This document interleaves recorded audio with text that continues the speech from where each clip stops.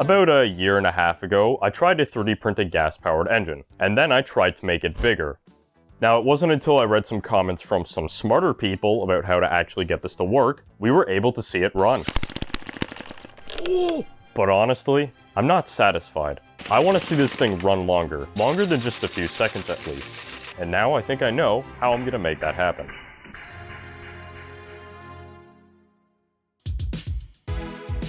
Now, when the engine did work, the problem it experienced was that the exhaust valve melted, probably because it was 3D printed out of a rubber-like filament, but even if I were to use something like PETG, it's likely not going to last much longer.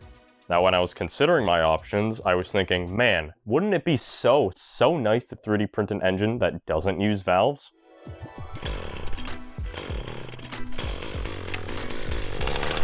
Part of what makes the two-stroke engine so great is just how remarkably simple it is. For example, this is what's left on an old two-stroke engine I have. The fuel gets drawn in from the port on this side, and then the exhaust is expelled from the port here. And the best part is, not a valve in sight. So I came up with a plan. Air and fuel will pass through the carburetor, then into the crankcase where the pressure will force it through the transfer port, then it will go into the cylinder, all while the exhaust exits out the exhaust port. With this design in mind, I got started making the parts necessary. Until I later realized I don't think I have the skill set to make one of these. Even a properly manufactured two-stroke engine will barely struggle to run without a proper exhaust. What makes this exhaust special, however, is it has a chamber on it called the expansion chamber. It needs to have this because when the exhaust pressure moves out of the pipe, some of that pressure is reflected off of this choke point and moves back, forcing unburned fuel into the cylinder and preventing excess fuel from exiting the cylinder. And the parameters that determine the dimensions of the expansion chamber are determined by the parameters of the engine, both of which I don't know. Instead of spending forever trying to make a whole new engine and then release like a 20-minute video where it doesn't work at the end, I figured it made more sense to go back to the idea that I proved worked and just figured out how to make that continue to work. With that in mind, I got started working on the valves.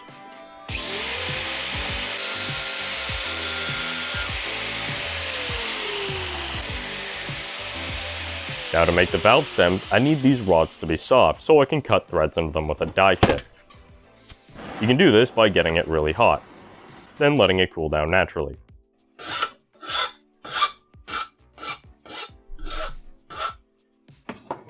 But I ran into a problem. You see, the die I need to use is about 4.2 millimeters in diameter, and the rods I have are 5 millimeters. So I think I'm going to do something illegal. I thought that if I first cut threads into the rod using the appropriate size die, it would remove enough material for me to go back with a smaller die and cut a new set of threads. I wasn't sure about this since they don't even share the same thread pattern, but it actually worked perfectly. So I repeated all the steps for the second valve stem. To finish the valve, I pressed on this 3D printed part, then covered it in a thick layer of JB Weld. And now all I have to do is just turn them on my lathe. That I don't have.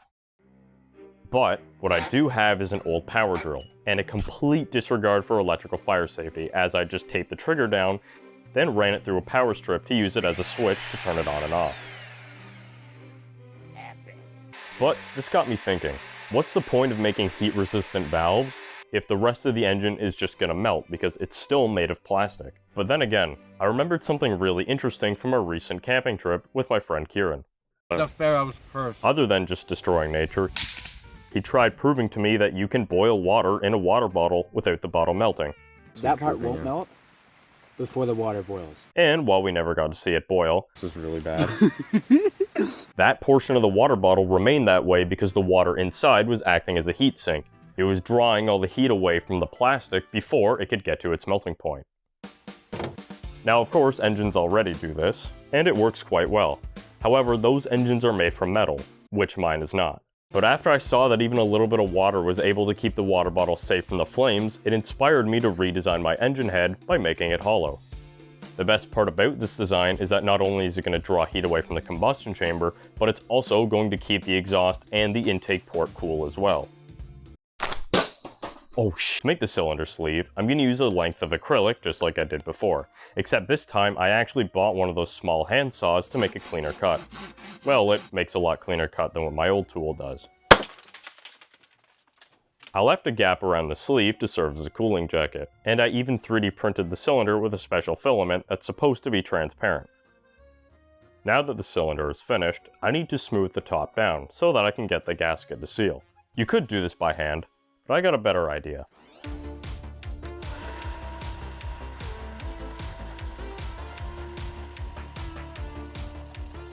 After smoothing all the surfaces down, I moved on to building the engine. Now, putting the engine together isn't that hard. However, when you add up all the time it takes to complete each of the small steps to get there, it took me way longer to put this thing together than I thought it would have. So I'm sure you can imagine how thrilled I was to find out this thing has no compression. So then, I had to undo all of that work to look at the valves, as I suspected they were the culprits. On the fillet of the intake valve, there's a line where it seals against the O-ring, and it looks like it's making a good seal. However, in the exhaust valve, I discovered that there's these small pits that are compromising the seal. I thought about adding more JB weld and then turning the valves again to do all of that work, just to find out that it's not going to work again, but then I remembered something interesting. The reason I was able to get such a good seal before was because I melted the O-ring profile into the valve so that they fit perfectly. And while I can't really do this with the JB weld, what I can do is add on a new layer and then press the valve into an O-ring while it's still wet to form the profile. Because JB weld can't stick to rubber, when it cures, I can just peel off the O-ring, revealing a perfectly smooth ring. And it looks like it made a big difference. Yes. Now that we have compression, I just put the rest of the engine together. I even made this cool looking exhaust. Now the exhaust is hopefully going to prevent any oxygen from being able to get at the exhaust valve. What this will do is it will reduce the amount of burning that the exhaust will experience. Now I have everything I need to get set up, except this time I added a tachometer. I wanted to see how fast the engine would spin, but I later found out that this was causing sparking issues, so I didn't end up using it. I also made a small oil cap for the crankcase because I learned the hard way what happens without one, and I wasn't going to make that mistake twice. Now for the water cooling reservoir, I just drilled 2 holes in a water bottle cap, and then I ran a line from the bottle to the water pump that will pump water to the engine head, out to the cylinder, which then returns to the bottle. It does look really messy and inefficient, but it should work. But it was only once I powered it up that I realized the water pump wasn't strong enough to move any water through the system. Now thankfully I'm strong enough to move water through the system, apparently so strong that it started to leak everywhere. That's not good. Not a problem, however, as long as there's water in the cooling jackets, it should keep the temperatures down. And with that sorted, I can get started on the first test.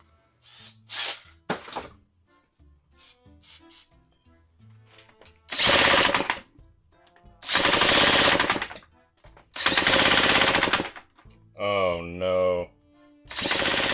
During my first attempt, it wasn't really doing anything. Oh, I think the timing is wrong. After adjusting the timing, things were looking good. Alright, let's try it again, I guess.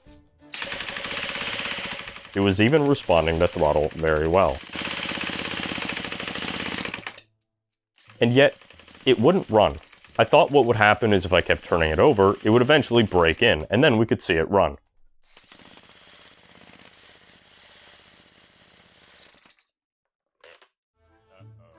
This never happened. It's all gummed up. So far, this engine has run for 0 minutes and 0 seconds, which is 2.5 seconds worse than before. I went back the next day and discovered that the water had made its way into the cylinder. Oh. This would also probably explain why all of the water that leaked out smelled like alcohol.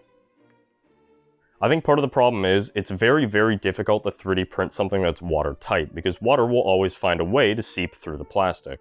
So the water leaked in and flooded the cylinder, which conveniently is right where the electrodes are. So I decided to go back to using a solid head without water cooling. But there's still a big problem. The alcohol I was using didn't seem to play too nicely with the cylinder sleeve. All of that white gunk you saw was actually from the sleeve. But the problem is, copper or brass pipes that are large enough to work are really hard to come by, and when you do find them, they're really, really expensive. But when I was looking online, I discovered that I could just use a brass tailpipe from a sink, or a bath.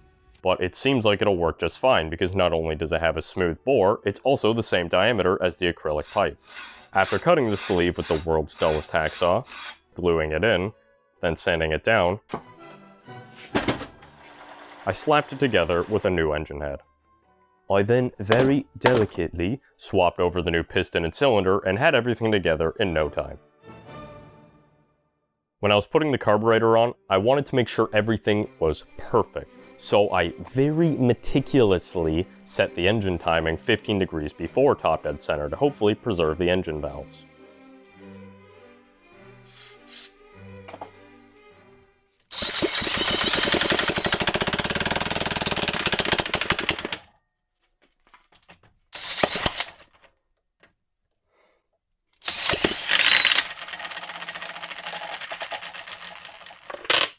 What just happened? Ugh, no way. What happened was the bolt connecting the flywheel to the crankshaft snapped off. It broke off the bolt that I was using to hold this all together. Maybe it was because the engine put it under that much stress, or because it was from a sweatshop far, far away. Either way, I put in a new one, then carried on.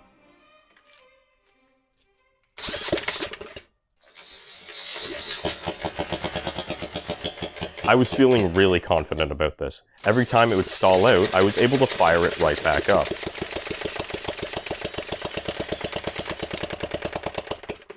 But this happened. I don't know, guys.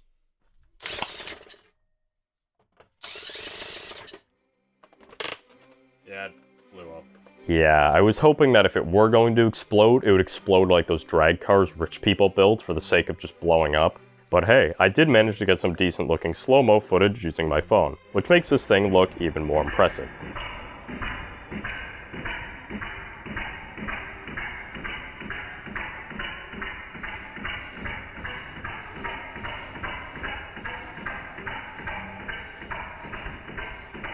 So to answer the question we've all been waiting for, I added up the total running time of the engine and got a time of around 10.5 seconds. A whole 8 seconds better than the last time. Maybe it would have ran better if the carburetor was properly tuned for this fuel, but when looking closer to the exhaust, it doesn't seem to be burning rich, so I can only assume it was running super lean. But I don't really see much of a point in continuing to modify this design. I don't think I can get it to run much longer. That is, however, unless there's a company out there that's willing to send me metal 3D printed parts, maybe, just maybe, we can find out how much power this engine makes. But until then, that's everything for today. Thank you so much for watching this video, and if you enjoyed what you saw here, maybe you'll like to see the other stuff I've made. That's all for today.